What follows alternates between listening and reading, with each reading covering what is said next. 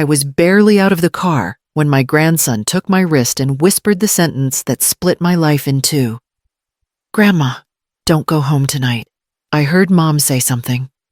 Something about you." My name is Corliss Hargrove. I am 72 years old, and I have raised children, buried one, lost a husband, and survived things people my age do not talk about. But nothing prepared me for the look on Milo's face as he held on to me outside the school courtyard. His fingers trembled. His breath caught. And when I bent down so we were eye to eye, he whispered again, "Please believe me this time." I wanted to tell him he misunderstood, that his mother, my daughter Alina, spoke sharply sometimes, but never with intent to harm.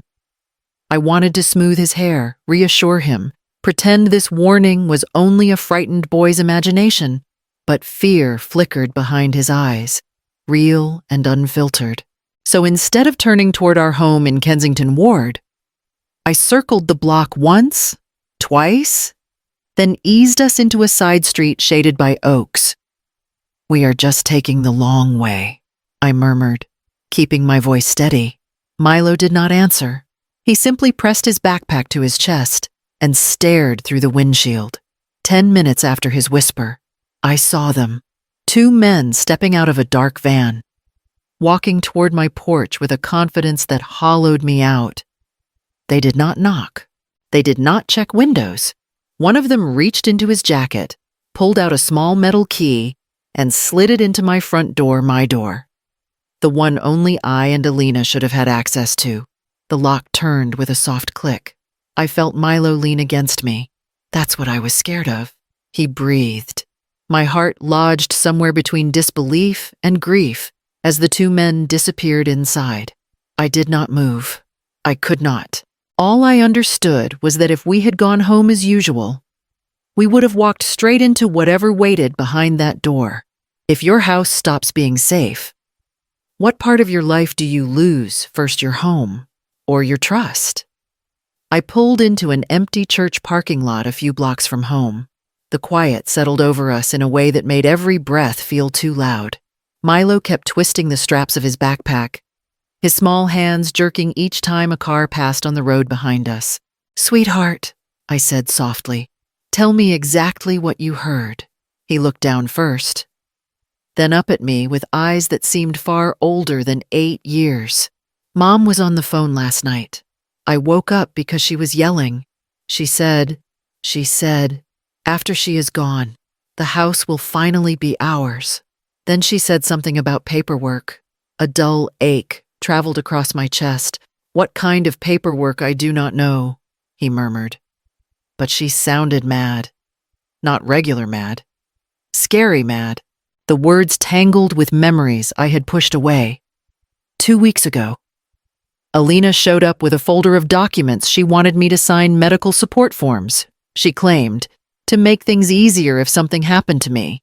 She grew frustrated when I asked to read them. "Mom, you always overthink," she snapped, her voice sharp enough to sting. "Just sign them." Then there was the car that idled across from my house 3 nights in a row, a dark sedan with no plates on the front. I mentioned it to Alina, and she waved me off. "You watch too many crime shows. Mom, that street is public." And more recently, she had grown impatient when helping me with simple things. My medication organizer, my grocery runs, my doctor appointments. Each task seemed to scrape against some hidden resentment. I rubbed my forehead, trying to breathe steadily. "Milo, did your mother ever say my name?" He nodded. She said, "Once Mom is gone, this will be easier." And then she said something about insurance. He hesitated. "I was scared to tell you." I took his hand. "You did the right thing today." The edges of everything I believed about my daughter felt brittle, like one wrong touch could break them. I thought about calling the police right then, but the words tangled in my throat. I needed to understand what was happening before I stepped into something I could not undo. I started the engine again, the decision as heavy as the night settling around us. I parked half a block from my house, the engine ticking as it cooled. Milo pressed close to me as we stepped onto the sidewalk, both of us moving quietly toward the live oak tree that stretched over the corner yard. From there, we had a clear view of my porch, the porch where I had rocked both my children to sleep. Tonight it felt like the edge of a cliff. Two men moved inside the house, their figures passing sharply across the windows. Flashlight beams swept the living room, the hallway, the kitchen. They moved with a precision that made my stomach twist. "Grandma," Milo whispered. Barely a breath. "That is them." I pulled him closer. "Stay right here. Do not make a sound." As one flashlight beam cut across the kitchen window, I caught a faint scent carried on the damp night air. It was sharp, chemical, wrong. I knew that smell. Years ago, my late husband used something similar when staining the back deck. Except this had a harsher bite. An accelerant. They were not stealing. They were not searching. They were preparing. One man crouched near the hallway, shaking something from a canister. The other moved toward my bedroom, dragging a thin line of liquid behind him. My breath hitched. Milo clutched my sleeve, but I could not look away. "Why are they doing that?" he whispered. My voice came out thin. "Because they mean to burn it." His fingers dug into my arm. "But all your things, hush. Sweetheart." I pressed my hand over his. "We need to stay quiet." I fished my old flip phone from my coat pocket and dialed 999. Savannah's emergency line, keeping my voice low as I reported a fire in progress at my address. When the operator asked for my name, I hung up. If Alina had planned this, I could not risk my identity being on record. Inside, a bright flare bloomed, followed by another. Glass cracked. The men slipped out the front door with eerie calm, walking back to their van as if finishing a chore. I held Milo close. Somewhere inside me, something old and trusting, fractured. The first siren cut through the night just as the flames reached the roofline. I pulled Milo farther behind the neighbor's hedge, keeping his face pressed against my side so he would not see the living room window collapse inward. Fire trucks screeched to a stop, and firefighters poured out, shouting orders as they dragged hoses across the lawn. My neighbors gathered in clusters along the sidewalk. I heard someone gasp my name, wondering if I was inside. Another voice said they had seen smoke from 2 streets over. The chaos moved around us like a storm, and I held Milo steady against my hip, whispering, "Do not look. Just stay with me." 20 minutes later, another car rushed up to the barricade. Alina stepped out, still wearing her hospital scrubs, her hair tied back as if she had run straight from work. She pushed through the crowd, voice cracking theatrically. "My mother, my son, please God, where are they?" She fell against a firefighter's arm, shaking with a grief that would have shattered me if I had not seen what I saw tonight. Milo lifted his head. "She is pretending," he said softly. I swallowed hard. "I know, sweetheart." The fire chief approached Alina and spoke over the roar of water hitting burning wood. "Ma'am, we have not found any remains yet. The fire is intense, but our crews are checking every room." For a moment, Alina froze. The grief on her face flickered like a light bulb losing power. Something colder slipped through panic. Real panic.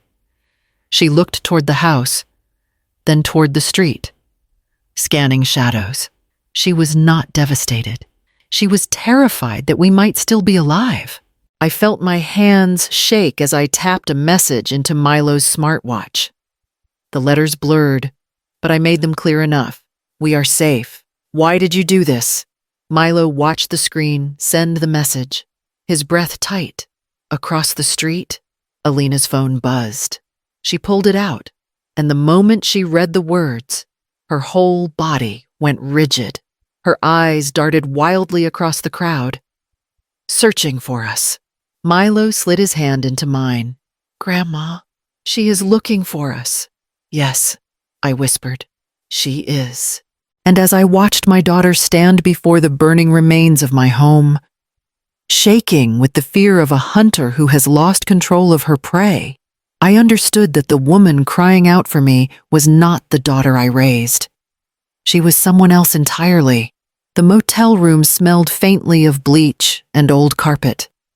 But it was the only place I felt Milo and I could disappear for the night. I checked in under the name my late son once joked I should use if I ever wanted to run away from my responsibilities. Marion Blake. I never imagined I would use it like this. Milo curled up on the far bed with his shoes still on. "Are we staying here forever?" he asked. "Just tonight," I said. Brushing his hair back, "I need to make a few calls." When he drifted into sleep, I opened my worn wallet and slid out a business card I had carried for nearly 10 years. Evan had handed it to me during one of our last long talks. "Mom," he said, "if Alina ever scares you someday, call this woman. Promise me." At the time, I thought grief had clouded his judgment. Now I understood he had seen something I refused to see. I dialed the number. A steady voice answered. "This is attorney Vera Klein." I swallowed hard. "Ms. Klein, my name is Corliss Hargrove. My son Evan told me to keep your card. Something is terribly wrong." There was a brief pause, then, "Tell me what happened." Her tone shifted calm, focused. "No doubt." I explained the fire, the men with the key, the message I sent. When I finished, she said, "Do not confront your daughter, not yet. Go somewhere safe and check her car. It should still be at the hospital garage. Do you have access?" "I have Evan's old spare key," I said. "He made it years ago. Use it, and call me the moment you find anything." I left Milo asleep and drove to the hospital. The garage was quiet, lit by tired yellow bulbs. Alina's sedan sat on level 2, exactly where she always parked. My hands trembled as I unlocked the door and lowered myself inside. The glove compartment held a stack of insurance documents, every one of them naming Alina as sole beneficiary. In the center console, I found a bank slip showing a cash withdrawal of $50,000 beneath the passenger seat. My fingers brushed a burner phone. Messages flashed across the screen. "She sleeps early. Key under planter. No loose ends." The final blow waited in a folder on the back seat, a drafted petition to declare me mentally unfit, citing memory lapses and poor judgment. I sat there a long time, the cold settling through me like a second skin. Whatever softness I held for my daughter thinned to something sharper, something that would keep me alive. Vera Klein's office sat above a bakery on Broughton Street, the smell of warm bread drifting up the stairwell as I carried the folder inside. She met me at the door, her silver hair pulled back, her expression sharp. "Show me," she said. I laid out everything on her desk, the insurance documents, the bank slip for $50,000, the burner phone, the competency petition. Vera listened without interrupting, her fingers tapping lightly against the arm of her chair. When I finished, she exhaled slowly. "This is serious. Corliss. Very serious. But it still needs her voice." A knock sounded at the door. Vera called. "Come in." Detective Jonah Mercer stepped inside, broad-shouldered, mid-50s. Eyes that carried years of stories he did not want to tell. He introduced himself gently. "Ms. Hargrove, I have been briefed. Your grandson is considered a minor victim. That gives us more leverage." He glanced at the evidence on the desk. "This is strong, but a defense attorney could argue it was planted. We need her to admit it." I felt my throat tighten. "Alina will never confess." "She will," Vera said. "If she thinks she already succeeded." Detective Mercer leaned forward. "We stage a meeting with a fire investigator. A message saying remains were partially identified.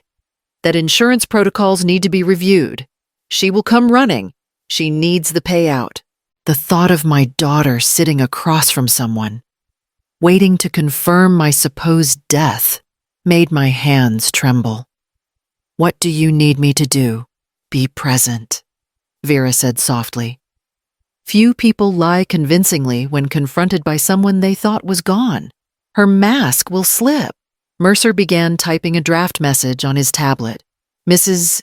Reyes, this is Investigator Alden. We located partial remains. We need to meet regarding the insurance claim." He looked up. Simple. Direct. "Send it," Vera said. We watched as the message went through. Less than a minute later, Alina responded. "I will be there. Tell me where." Mercer lifted his gaze to me. "Tomorrow morning. A cafe on River Street. My team will be in place." I nodded, though my chest felt hollow. Facing her meant letting go of the last fragile piece of the daughter I once believed I knew. The cafe on River Street buzzed with morning chatter, but every sound felt distant as I settled into my chair. The wire taped beneath my cardigan felt colder than the river breeze slipping through the doorway. Detective Mercer sat 2 tables behind me, disguised with a newspaper. 2 other officers blended in as a couple sharing pastries. Another as a barista wiping down the counter. I kept my hands wrapped around a lukewarm cup of tea, waiting. At exactly 9:58, the door opened. Alina stepped inside, scanning for an investigator she expected to meet. Her eyes slid past me once, twice before locking onto my face. She froze, the color draining from her cheeks. "Mom," her voice cracked. You are alive." I nodded. "Sit with me, Alina." She approached slowly, as if afraid touching the chair might make it disappear. "I do not understand." "They said no," I said quietly. "You said you planned?" Her expression hardened. "Mom, listen to me. Someone is trying to confuse you. You should not even be out alone." After the fire, I slid the stack of printed texts across the table. "Then explain these." She stared at the burner phone screenshots, the bank slip showing $50,000, the instructions to leave a key under my planter. Her jaw tightened. "Where did you get those?" she whispered. "From your car." "The one Evan made a spare key for." Her mask flickered again. "You should not snoop in my things. You do not know what any of that means." "Then explain it," I repeated, my voice trembling. "Explain why you were listed as the sole beneficiary. Explain why you filed a petition saying I could not think clearly anymore." For a moment, she pressed her palms to her eyes. When she looked up, something inside her had gone dark. I was drowning. "Mom," she hissed. "Medical bills, debt, endless caregiving. You needed so much. And Milo needed even more. I wanted out. Chad told me there was a way. One accident, one fire, and we could start over." My stomach twisted. "You planned to kill your own child." "He would not have suffered," she snapped. "You both sleep early." "It would have been fast." Her voice rose, words tumbling out faster, harsher. "I had a chance to finally live my own life, to stop cleaning up after everyone, to stop being trapped." She did not notice the officer standing until Mercer spoke behind her. "Alina Reyes, please keep your hands visible." She whipped around. Too late. 2 officers stepped in, pulling her arms behind her back. She spat a curse, twisting helplessly. "Mom!" she shouted at me. "You ruined everything." I closed my eyes. Her voice was still my daughter's. But the woman speaking was a stranger, and yet, as the handcuffs clicked shut, I felt a weight ease from my chest. Not triumph, not victory, just the fragile release of knowing the truth could no longer hide. The courtroom felt colder than any night I had spent hiding in that motel. I sat beside attorney Vera Klein while Milo rested his head against my shoulder, tracing circles on the sleeve of my sweater. He understood enough to be afraid, but not enough to grasp how deep the wounds ran. The trial moved faster than I expected. The prosecutors laid out the evidence, the accelerant patterns, the lock marks showing no forced entry, the burner phone, the bank slip for $50,000, the petition to strip me of competency. They spoke the words attempted murder of a senior and attempted filicide, and each one tore a new seam in me. Then Chad Dempsey took the stand. He would not look at me. He focused on the microphone, voice shaking as he admitted everything. Alina said she could not take it anymore, he murmured. She hated the caregiving. She wanted the insurance money. She told me Milo would not feel anything. She said it was the only way out. Milo's grip tightened on my arm.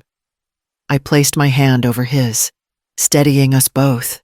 Alina sat across the room, her hands cuffed, her stare blank. She did not flinch when her own words were read aloud. She did not look at me when the prosecution replayed the recording of her confession. She simply stared at the table, as though the trial were happening to someone she barely knew. When the jury returned, no one in the room breathed. The foreman stood and read each verdict clearly. Guilty, guilty, guilty. A decades-long sentence followed.